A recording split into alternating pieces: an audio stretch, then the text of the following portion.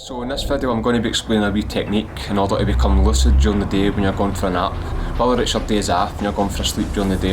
I think this would be classified as a wake back to bed technique because basically, as the name says, you go to sleep, you wake back up, then you go back to bed, or in my case, wake back to couch. But instead of the wake back to bed where you would normally go to bed and then set your alarm a couple of hours before you would normally wake up, or set your alarm for 4 to 6 hours after you go to sleep. In this case it's basically an hour and a half, so I'll quickly just get into it.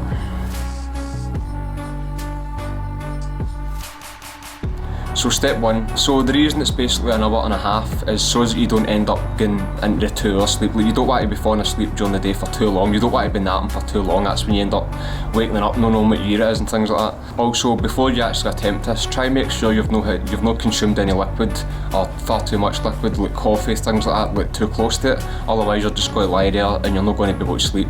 So I basically set your alarm, set 2 alarms. I like to set 2 alarms. The first alarm, set it for 40 minutes to an hour, and the second alarm half an hour after that one.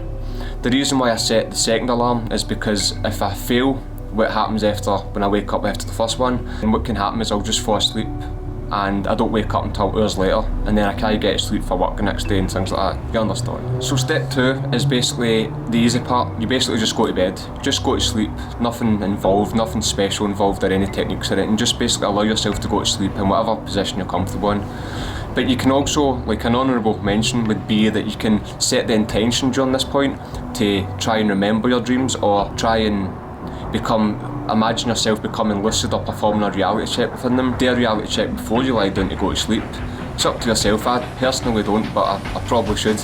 It just gives you a bit more of a chance of becoming lucid. So step 3 is basically why the hardest one is, and I'm not just saying this, like, when you actually wake up, when your alarm goes off, it's that willpower to actually get up and not go back to sleep.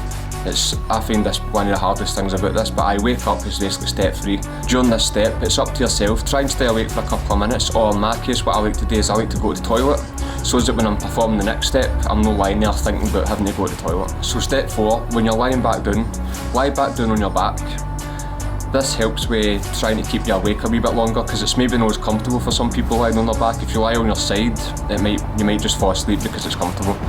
But when you lie back down on your back, you're trying to, at this point, achieve a state of mind awake, body asleep, in my case anyway, so that you can achieve the sleep paralysis state. But lie back down and meditate. Now, if you don't know how to meditate, I've actually made a video on it recently, and I'll send a link in the description at the bottom.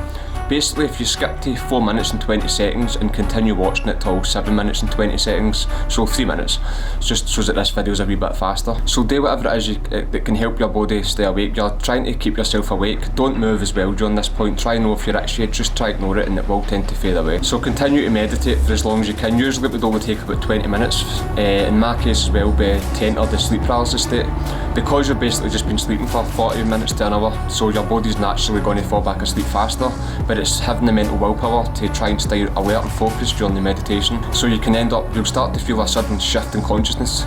So like, you might start to feel a bit of a jolt, where your body starts to feel numb, or again, in my case, it'll feel like you've not even got a body. It's just, you're in this kind of peaceful headspace. But that can be quite alarming for some people if they're not used to experiencing that. Again, this video was talking about entering sleep paralysis and then using that as a gateway to lucid dreaming. So after about 10 minutes or so when you're meditating, what can then tend to happen is you experience sleep paralysis, or the hypnagogic hallucinations. Sleep paralysis is basically, well, the scientific term is when your body paralyses itself so that you don't act out your dreams. So you're lying there in bed and start swinging your arms about and punching your partner, or just flapping about like a drunk fish or something. Usually during this state is when people report when they open their eyes during sleep paralysis, which I don't recommend. You can see like dark figures, or it'll feel as if something's sitting on your chest, or you'll feel footsteps or doors creaking, things that kind of creep you out. But you do start to get used to this, and it starts to become your friend, so to speak, because again, it's like the gateway into a lucid dream. Just remain calm. Usually sleep paralysis doesn't last long, especially if you remain calm. Keep staring into the back of your closed eyelids. whatever it is you're focused on, your meditation, your breathing, just keep focused on that, and that scary feeling that you have, that tends to feel more like a nice euphoric kind of feeling, at least in my case anyway. So after remaining calm through the sleep paralysis step, what tends to happen is you experience the hypnagogic hallucinations. So hypnagogic hallucinations, which is basically the experience of the transitional state from wakefulness into sleep. So the hypnagogic state is basically, as I said, it's like the gateway or the launch pad as well as sleep paralysis into the dreaming state. So things like you'll experience like sensations, like things like you're floating or you're spinning, or you start to feel like you're falling underneath your bed or underneath the flare, or you're rising above the roof. Auditory hallucinations like crashing and banging noises, which is known as like that whole exploding head syndrome, and other things like hearing footsteps coming closer to you and kind of stuff that can probably creep you out. So you'll get added things like the hypnagogic speech might manifest itself as well as like your own inner voice, or you'll start to hear voices of other people that you might recognise calling out your name and stuff like that, which can be quite creepy again. So this stage might be, in my case anyway, it took me a couple of attempts. Usually, my first attempt I failed at this because I wasn't used to the whole sleep paralysis hypnagogic stuff. Sometimes I'll also hear things like harmonious singing or strange beats. You'll start to see colours that can look flat or three-dimensional, swirling and morphing into each other, as well as flashing imagery representing movements through like tunnels of light. See these colours, the thing is with these colours, it's like they're reported to be what eventually takes on fully formed fragmental or geometrical shapes that then form full-on dream scenes. Basically the colours, the hypnagogic imagery is what tends to form what the dream then becomes. So if you've ever played the game Rayman 3 Hoodlum Havoc, like there's a bit in that I usually try to explain what happens with me usually when I feel myself entering the dream. I feel like I'm flying down this big colourful pattern. See the bonus level in that game, and it's like you're jumping between lines, and it's like all these colours swirling around about you like down a big tunnel. That's what it feels like for me. I would say when these things happen, don't be too focused on the colours or the imagery during the hypnagogic state. Every time I say that word it sounds weird, it's just like a pure made up word.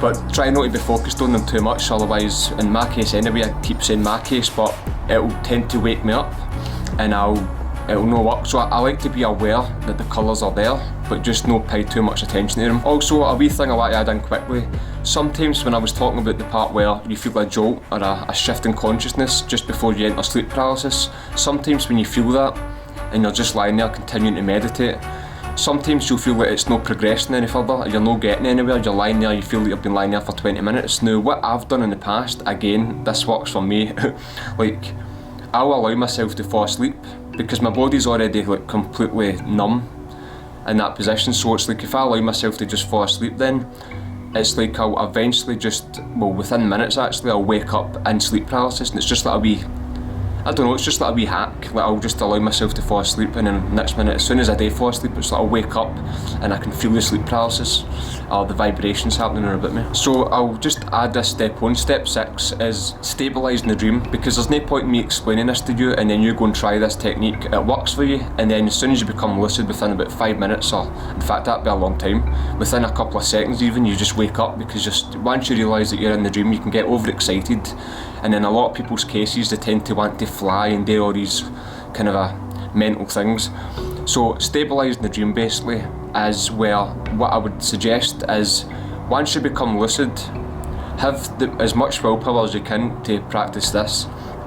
Use your 5 senses to solidify and ground the dream scene.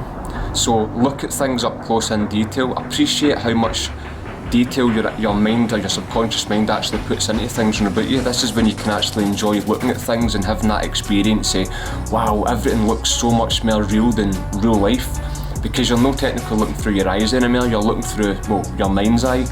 Try and smell, taste things, touch things up close. What can you hear around about you? Can you feel the wind touching you? Like things like that. Try and focus on your senses, and by doing this for maybe a minute, even just a couple of minutes, it'll ground you in the dream, or it gives the dream so-called time to load. So that once that happens, then you can go and explore or fly, whatever it is you're looking forward to doing, without the dream just starting to kind of crumble in front of your eyes, and then you wake up just staring at the ceiling. Do you know what I mean? There's nothing more annoying. Again, quick wee thing as well, before you go into the dream, have an idea of what you want to do, because sometimes you can wake up inside it and you're just like, well, I don't know what it is, and that's what ends up leading to that overexcitement, people waking up. Sometimes it's just good to walk about and look about. Just walk about, let the dream happen as it is. Walk about and just experience what it's like. that's beautiful as well. Never mind having to fly and do all these things. So again, this can be used when you're going to bed at night. If you're going to sleep, set your alarm 4 to 6 hours afterwards, or a couple of hours before you would normally wake up. Go to the toilet, whatever it is, stay awake for a couple of minutes, then repeat what I've basically explained in this video, if that's a bit easier for you. Now again, it doesn't mean to say this, I mean this works really well for me. Like usually whenever I would try this maybe every other day, and usually it would work for me. But again, everybody's different. Maybe it helps because I can meditate, but I like to just say this as well, like it could happen, it could technically happen for you when you try it first time. My first ever lucid dream came on my second attempt, trying a similar method, and it was the only thing that ruined the first attempt was the fact that I got scared when it came to sleep paralysis, even though I knew it was going to happen. But it's just like that sometimes, like you're just not prepared for it when you feel yourself in that state. So if you enjoyed the video and you found it helpful, let me know if this works for you. Leave a like, leave a comment, and subscribe if you want to see further content like this, and have a good one. Take care.